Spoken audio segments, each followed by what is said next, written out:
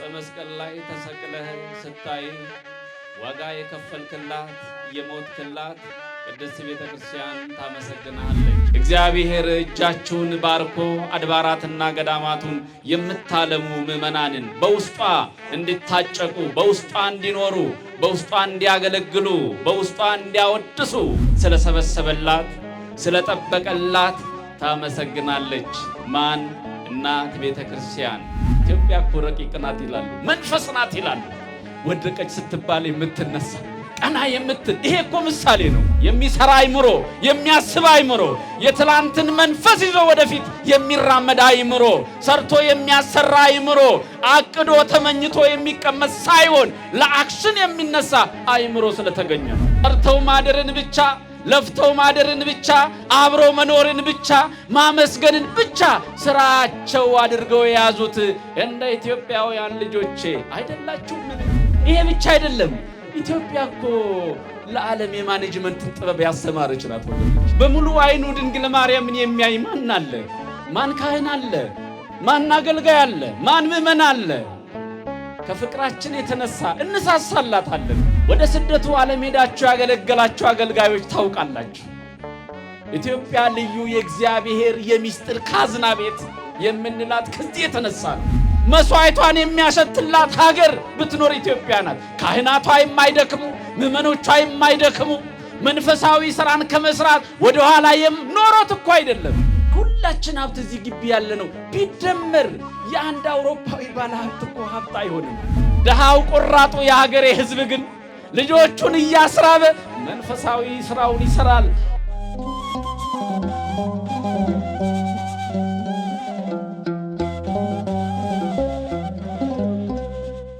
ትሴብሐከ ቅድስት ቤተ ክርስቲያን ሶበ ትሬእየከ በዲበ ዕፀ መስቀል። በዕፀ መስቀል ላይ ተሰቅለህ ባየች ጊዜ የመሰረትካት የሞትክላት እናት ቤተ ክርስቲያን ታመሰግናለች። ቅዱስ ያሬድ ኢትዮጵያዊው እንደደረሰው ትሴብሐከ ቅድስት ቤተ ክርስቲያን ሶበ ትሬእየከ በዲበ ዕፀ መስቀል።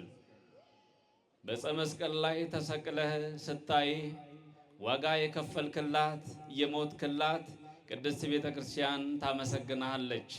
ኢትዮጵያዊው ቅዱስ ያሬድ ከዘመረው ከደረሰው ድርሰት አንዱ ክፍል ነው። እናት ቤተ ክርስቲያን የሞተላትን የመሰረታትን መገናኛ እንድትሆን የባለጸጋው መጸለያ፣ የካህናቱ መስዋዕት ማሳረጊያ፣ የደሃው እንባ ማበሻ፣ የወደቀው ሁሉ መነሻ እና ምርኩዝ የሆነችዋ ቤተ ክርስቲያን ውለታ አትረሳምና ታመሰግነዋለች።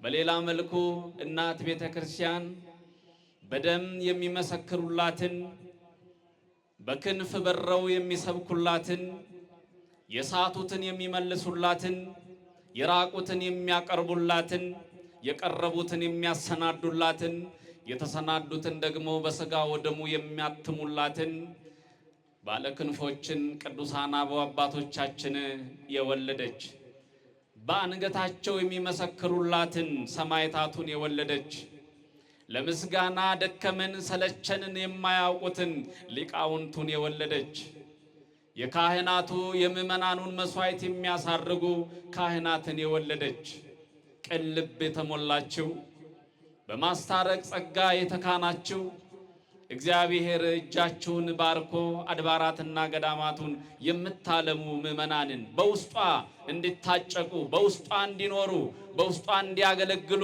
በውስጧ እንዲያወድሱ ስለሰበሰበችላት፣ ስለሰበሰበላት፣ ስለጠበቀላት ታመሰግናለች። ማን? እናት ቤተ ክርስቲያን። ጉልላቷን የማትረሳ ጉልላቷን ሁሌ የምታወሳ ናት እናት ቤተ ክርስቲያን። ለዚህ ነው ቅዱስ ያሬድ ታመሰግናለች ያለው። ጉልላቱን ብቻ አይደለም፣ መሰረት ያስፈልጋል ለጉልላት። መሰረት ደግሞ ይላሉ አባቶቻችን የእናት ቤተ ክርስቲያን መሰረት እናት ቅድስት ድንግል ማርያም ናት። ለኢትዮጵያውያን ልዩ ስጦታ የሆነች ኢትዮጵያውያን ሁሉ ደማቸው ቢጠባ ማርያም ማርያም እያለ ይንጠባጠባሉ እያሉ አባቶቻችን የሚናገሩላቸው ልበቅኖቹ ኢትዮጵያውያን፣ የዋሆቹ ኢትዮጵያውያን፣ ደጋጎቹ ኢትዮጵያውያን ያለ ወላዲተ አምላክ መዋል ማደር ያለ እሷ ምስጋና ምን አማኙ ብቻ በድንግል ማርያም የማያምኑ የዚህ እምነት ያልሆኑ ከዚህ ቤት ያልሆኑ እዛ ቤት ሆነው እንዴ የሆስፒታል ግርማ ሞገሳቸው እኮ እሷ ናት። ክርስቲያኖች የሚጠሩሽ ድንግል ማርያም ጭንቅ ላይ ነኝ፣ መከራ ላይ ነኝ፣ ችግር ላይ ነኝ፣ እኔም ኢትዮጵያዊ ነኝ፣ ኢትዮጵያ ወንድሜን፣ ኢትዮጵያ አባቴን፣ እህቴን ይረዳሽ የሰማሽ እኔንም ስሚኝ ብለው ስንቶቹን ሰምተው ከስንቶቹ እጅ መባ ተቀብለን የለ እንዴ? እልል ብለንላቸው የለም እንዴ? አይደለም እንዴ ወገኖቼ? ስለዚህ እናት ኢትዮጵያ የኢትዮጵያ ልጆች በድንግል ማርያም ስለማይደራደሩ የቤተ ክርስቲያን መሰረቷ ደግሞ እሷ ናት። በእሷ መሰረትነት ላይ ነው እሱ መጥቶ የተተከለው፣ እሱ መጥቶ የተመሰረተው፣ እሱ መጥቶ ስጋዋን የለበሰው፣ ከስጋዋ ስጋ ከነፍሷ ነፍስ የነሳው እሷን መሰረት አድርጎ ነው። ያለ መሰረት ጉልላት የለም። ስለዚህ በሌላ መልኩ ኢትዮጵያውያን ተሰብስበው ማንን ያመሰግናሉ ማለት ነው? ቅድስት ድንግል ማርያምን ያመሰግናሉ ማለት ነው። እንዲሁ በምስጋና ሰዓት እንዳልወስድ ወደ ዕለቱ ታሪክ ልውሰዳችሁና መለስ እንልበታለን። እንዲሁ በምስጋና የሚታወቁ ያለ ምስጋና መዋል ማደር የማይችሉ ኢትዮጵያውያን ያሉበትን ነፍሷ የምታውቅ ልቧ የምታውቅ ድንግል ማርያም በመካከለኛው ምስራቅ ማረፊያ ባጣችበት ሰዓት፣ አስተናጋጅ ባጣችበት ሰዓት፣ ውሃ ቀዝቃዛ ውሃ እንኳን የሚያቀብላት ባጣችበት ሰዓት፣ በግብፅ በረሃ ብዙ እንግልት ደርሶባት አንዲት ቦታ ብቻ ነፍሷም ስጋዋም ወደደችው ይላሉ አባቶቻችን። ያቺ ቦታ የተባረከች ቦታ፣ የተለየች ቦታ፣ ድንግል ማርያምን ማሳረፍ፣ ድንግል ማርያምን መሸሸግ የቻለች ደብረ ምጥማቅ ይላሉ። በግብፅ ያለች ቦታ ወይም በዓት እዛ አረፍ ብለው እሷ ልቧ ያለው እዚህ ነው። የት ኢትዮጵያውያን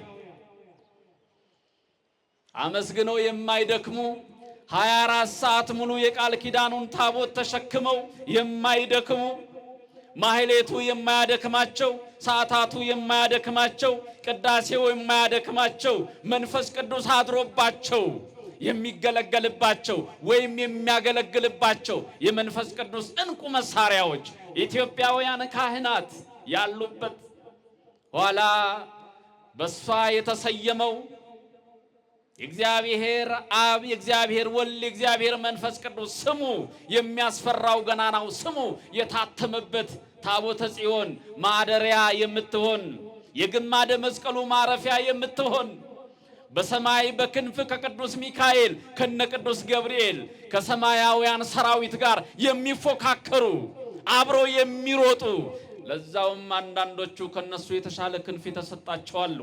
እነ ተክለ ሃይማኖት አሉ። ኢትዮጵያ አፈር ያበቀለቻቸው ከኢትዮጵያ የተነሱ ባለ 6 ክንፉ ተክለ ሃይማኖት እነ ቅዱስ ሚካኤልን ቀድሞ የሚበሩ ቅዱስ ገብርኤልን የሚቀድመው መልአክ የሌለው ቅዱስ ተክለ ሃይማኖት ብርሃን ዓለም ጻድቁ አቡነ ተክለ ሃይማኖት እነኚህ አሉ። እነኚህ የሚያመሰግኑባት የሚሰብኩባት በበሽታዋ በህመማ በመከራዋ ሰዓት እና ሀብትዬ ጽናውን ይዘው የሚያጥኗት ቅድስት ሀገር ኢትዮጵያ እዛ አለ። መከራ የሌለበት እንግዳ ተቀባይ ደግ ህዝብ የሆነ እዚህ መኖሩን ታውቃለች። እዛ ምቾት አታለች። እዛ ረፍ ብላ ረፍት አድርጋ ቀልቧም ልቧም ያንን ቦታ ሲወድ ግዴለሽም እናቴ ልጆችሽ ይጠብቁሻል፣ ኢትዮጵያውያን ይጠብቁሻል፣ ወደ ኢትዮጵያ እንሂድ። ባይሆን ይህንን ቦታ ስለመረጥሽው ስለወደድሽው ረፍት ስላደረግሽበት ነገ ተነገ ወዲያ እልፍ ልጆችሽ እንደ ሰማይ ከዋክብት እንደ ምድር አሸዋ ከዚህ ቦታ መናንያን ይፈልቃሉ፣ መነኮሳት ይፈልቃሉ። ፍጹም ወደ አንቺ በጸጋ የሚያድጉ ወደ አንቺ ከፍ ያሉ ወደ ማህበረሰቡ የተዘረጉ ሁሉን እኩል የሚወዱ ሁሉን ዝቅ ብለው የሚያገለግሉ አባቶች ከዚህ ቦታ ላይ ይነሳሉ። ያኔም አንቺ እየተገለጽሽ ትባርኪያቸዋለሽ፣ ትቀድሻቸዋለሽ፣ ጥያቄያቸውንም መልሳቸውንም እዛው ትመልሽላቸዋለሽ ብሎ ይሄንን ቃል ገብቶላት ወደ ኢትዮጵያ ምድር መጣ። ኢትዮጵያ ወገኖቼ በብዙ አባቶች አንደበት በጥንቃቄ የምትጠራ እንስፍስፏ እናት ሀገር ኢትዮጵያ ምስኪኗ እናት ሀገር ኢትዮጵያ ምስኪን እየመሰለች የምትፈርስ እየመሰለች ኃይል ያነሳት እየመሰለች ብዙውን ጊዜ ከውስጥም ከውጪም ጠላት እየቦረቦራት እየነካኳት ልጆቿን ለመለያየት ልጆቿን ለመሰነጣጠቅ ስንት ሴራ ተሰራ። የምዕራባውያን አጀንዳ ግን አትቻልም። ኢትዮጵያ እኮ ረቂቅ ናት ይላሉ፣ መንፈስ ናት ይላሉ። ወደቀች ስትባል የምትነሳ ቀና የምትል ይሄ እኮ ምሳሌ ነው። ይሄ ግቢ እኮ ወድቋል ተስፋ የለውም ተብሎ ነበር። አያችሁ፣ አይን ሁሉ ወደ ገርጂ ማርያም ያያል። በአሁኑ ሰዓት ሙሽራ ሁሉ የሚያየው ወደዚህ ነው። ወደዚህ እንቁ ካቴድራል ነው። ማን ሰራው? እሷ ወርዳ ሰራችው? እግዚአብሔር ሰራው? በታምራት እዚህ ቦታ ላይ በቀለ? አይደለም። የሚሰራ አይምሮ፣ የሚያስብ አይምሮ፣ የትላንትን መንፈስ ይዞ ወደፊት የሚራመድ አይምሮ፣ ሰርቶ የሚያሰራ አይምሮ፣ አቅዶ ተመኝቶ የሚቀመጥ ሳይሆን ለአክሽን የሚነሳ አይምሮ ስለተገኘ ነው። ስለዚህ ኢትዮጵያውያን በእነኚህ የተሞላች ናት። አይምሰላችሁ። እዚህ መካከል ስንት ድብቅ ሰራዊት፣ ስንት ድብቅ ወደ እግዚአብሔር ያደጉ ጸጋ የሞላላቸው ከነ ኃጢአታችን ከነ ገበናችን ገላልጦ የሚያዩን አባቶች አሉ፣ እናቶች አሉ፣ ወጣቶች አሉ። ሳናውቃቸው ወደዛ ያደጉ። ኢትዮጵያ እንደዚህች አይነት ሀገር ናት። ወደዚህች ሀገር ነው የመጣችው ድንግል ማርያም። እችንም ሀገር ክርስቶስ ራሱ ትንቢተ አሞጽ ላይ እስራኤላውያንን መካከለኛ ምስራቆችን ሲገስጻቸው ሲቆጣቸው ከባህር ማዶ እንዳሉት ደከመኝን የማያውቁት ቅናት፣ ክፋት፣ ተንኮል የሌለባቸው ሰርተው ማደርን ብቻ ለፍተው ማደርን ብቻ አብሮ መኖርን ብቻ ማመስገንን ብቻ ስራቸው አድርገው የያዙት እንደ ኢትዮጵያውያን ልጆቼ አይደላችሁምን? ፍቅሬን፣ ክብሬን፣ ምስጋናዬን፣ አገልግሎቴን ለምን አጎደላችሁብኝ እያለ ኢትዮጵያን ምሳሌ እያደረገ ያመሰግናል። ይሄ ብቻ አይደለም። ኢትዮጵያ እኮ ለዓለም የማኔጅመንትን ጥበብ ያስተማረች ናት ወገኖች። እንረዳለን። ዮቶር ኢትዮጵያዊ ያደረገውን፣ ራጉኤል የሚባለው ኢትዮጵያዊ ያደረገውን፣ ሙሴን ያስቀጸለው፣ ሙሴን ያስተማረው ልጁን ብቻ እኮ አይደለም የዳረለት ለሙሴ። ኢትዮጵያዊው ካህን ልጁን ብቻ አይደለም የዳረለት የማኔጅመንት ጥበብንም ነው። እንዴት መምራት። ሙሴ ከጠዋት እስከ ማታ ይሄንን የሚያክል ህዝብ ያስተናግድ ነበር። አንድ ሰው ይሞታል፣ ሰው ነው፣ ይደክማል። አይደለም አለው ዮቶር። አይደለም ልጄ ሙሴ፣ እንዲህ አይደለም ህዝብ የሚመራው፣ እንዲህ አይደለም አገልግሎት። ሐቀኛ ማንነት ያላቸው በሰው ደም እጃቸውን ያልነከሩ የሰው ላብ የሌለባቸውን ምረት 1000ውን ነገድ የሚመራ 100ውን የሚመራ 50ውን የሚመራ 10ውን የሚመራ ብሎ ከ10 አለቃ እስከ ሻለቃ እስከ 1000 ሻለቃ አድርጎ የመረጠው እኮ ያደላደለው ሙሴ ነው። የትኛውም ዓለም ላይ ዙሩ፣ የመጀመሪያ ውትድርና ቤት የትንሿ ማይረቅ 10 አለቃ ነው የምትባለው። ከ10 አለቃ ነው የሚነሳው። እዚህ ያላችሁ ሊቃውንት ታውቃላችሁ። አስተማሪዋ ኢትዮጵያ ናት። በዛን ሰዓት ምናልባት እኛ ዛሬ ላይ ሆነን አውሮፓው ቀድሞን ሌላው ዓለም ቀድሞን ወደ ኋላ የቀረን ቢመስልንም ትላንት ግን ቀንድ የነበረች ሀገር ነገንም ደግሞ ተመልሳ ቀንድ የማትሆንበት ምክንያት ምንም ነገር የለም። በእነኛ አባቶች ስትጠበቅ የኖረች ሀገር ስለሆነች ማለት ነው። ስለዚህ እናታችን ቅድስት ድንግል ማርያም ወደዚህች ሀገር ነው የናፈቀችው። እዚህ ለመምጣት ነው። ማንን ለማየት? ምድሯን ለመባረክ። ማንን ለመባረክ? ልጆቿን ለመባረክ። ያኔ የተባረከ አይምሮ፣ ያኔ የተባረከ ሀገር እነሆ በበረከት እየተሻገረ ይገኛል። በበረከት ላይ በረከትን እየተጎናጸፈ ይገኛል። ያኔ የተባረከው በረከት እኮ ነው። ስለት ዝም ብሎ ይሰማል እንዴ? ዝምባ ዝም ብሎ ይታበሳል እንዴ? ሽባነት ዝም ብሎ ይተረተራል እንዴ? አይደለም። ዋጋ ተከፍሎበታል። ድንግል ማርያም ዋጋ ከፍላለች። ለኢትዮጵያውያን ቃል ኪዳን ተቀብላለች። የአስራት ልጆቼ ብላ ከልጇ ጋር ውል ገብታለች። የውል ሰነድ አለን። እኛ ደካሞች ብንሆንም ጸሎት የሚሰምርልን ሰዎች ባንሆንም ልጄ የገባህልኝን ቃል ኪዳን በምስራቅ በኩል ያሉ የሚስጥር ካዝና ያደረካት ቅድስት ሀገር ኢትዮጵያ ላይ ሆነው የሚያነቡትን ልጆቼን እንባቸውን ስለታቸውን ትላለች፣ ይሰምርለታል። ኢትዮጵያዊ የድንግል ማርያም እጅ ስላለበት ማለት ነው ወገኖቼ። ስለዚህ ዋጋ የተከፈለበት መሰብሰብ ነው ማለት ነው። ስለዚህ የነገ በአንቺ ስም የሚሰባሰቡ ልጆችሽ ባሉበት ተገልጠሽ ትባርኪያቸዋለሽ እንደተባለች ሁሉ በዛሬው ቀን በደብረ ምጥማቅ ከግንቦት 21 እስከ ግንቦት 25 ተገልጣ ደስ አይልም ወገኖች? ድንግል ማርያም እንኳን መልኳን አይተን እውነቴን ነው የምላችሁ። ቆዩ አድምጡ። ቆዩ አድምጡ። እንኳን ተገልጣ መልኳን አይተን ስዕሏ እንኳን ምን ያህል ነው የሚያስፈራን፣ ምን ያህል ያሳሳናል። በሙሉ አይኑ ድንግል ማርያምን የሚያይ ማን አለ? ማን ካህን አለ? ማን አገልጋይ አለ? ማን ምእመን አለ? ከፍቅራችን የተነሳ እንሳሳላታለን። አባቶቻችን በሕይወታቸው ይወዳደራሉ፣ በነፍሳቸው ይወዳደራሉ፣ በአንገታቸው ይወዳደራሉ። እንዴት የታደለ ሕዝብ ነው! 5 ቀን ሙሉ ተገልጣ ያዩዋታል። የጠየቁትን ጥያቄ ሁሉ የጠየቋትን ትመልስላቸው ነበረ። ምነው አሁን ቀረችብን? ምነው አናያት? አባቶች በገዳም እየለመኑ በእንባ መስዋዕት እየሰዉ ለምንድን ነው የማያዩት? እናቶቼ ለምንድን ነው የማናያት? አባቶቼ ለምንድን ነው የማናያት? ምንድን ነው የጋረደን? እውነት ሳትገለጥ ቀርታ ነው? ዛሬ በመካከላችን ሳትኖር ቀርታ ነው? አይደለም አለች። ለዛውም በልጆቿ ተገልጣ የምትኖር እናት ናት። በአፍሪካ ምድር፣ በኢትዮጵያ ምድር ትላንት በግብፅ ራሷ ተገልጣ ያዩዋት ነበረ። ዛሬስ ኢትዮጵያውያን ላይ አድራ በኢትዮጵያውያን አማካኝነት በአፍሪካ ሁሉ በዓለም ሁሉ ትገለጣለች። ይሄ ስብስብ የለማ፣ ይሄ ፍቅር የለም። እውነቴን ነው መላችሁ። ወደ ስደቱ ዓለም ሄዳችሁ ያገለገላችሁ አገልጋዮች ታውቃላችሁ። ኢትዮጵያ ልዩ የእግዚአብሔር የሚስጥር ካዝና ቤት የምንላት ከዚህ የተነሳ ነው። እግዚአብሔር ተስፋ ያልቆረጠባት ሀገር፣ መስዋዕቷን የሚያሸትላት ሀገር ብትኖር ኢትዮጵያ ናት። ካህናቷ የማይደክሙ፣ ምዕመኖቿ የማይደክሙ፣ መንፈሳዊ ስራን ከመስራት ወደ ኋላ ኖሮት አይደለም። የሁላችን ሀብት እዚህ ግቢ ያለ ነው ቢደመር የአንድ አውሮፓዊ ባለ ሀብት እኮ ሀብት አይሆንም። ግን ስራ አይሰሩም፣ መልካም ስራ አይሰሩበትም፣ የጽድቅ ስራ አይሰሩበትም። ደሃው ቆራጡ የሀገሬ ህዝብ ግን ልጆቹን እያስራበ መንፈሳዊ ስራውን ይሰራል፣ መንፈሳዊ ተቋማትን ያስፋፋል። ይሄ ለእግዚአብሔር ትልቅ ምግቡ ነው፣ ደስታው ነው፣ መገለጫው ነው።